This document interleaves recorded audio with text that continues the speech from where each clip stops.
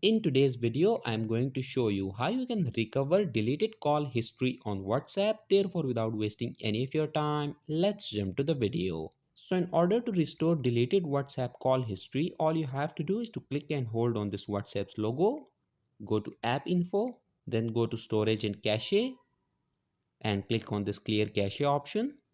Once you have done that, close your phone settings and open your file manager.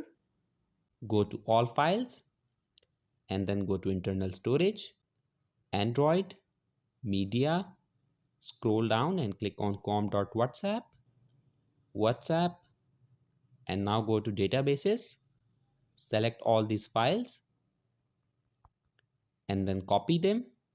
Go back to the previous folder and go to backups and paste all those files here. And that's it. Once you have done that, your deleted call history on WhatsApp will be restored. So that was it for this video and I'll see you guys in the next one. Peace out.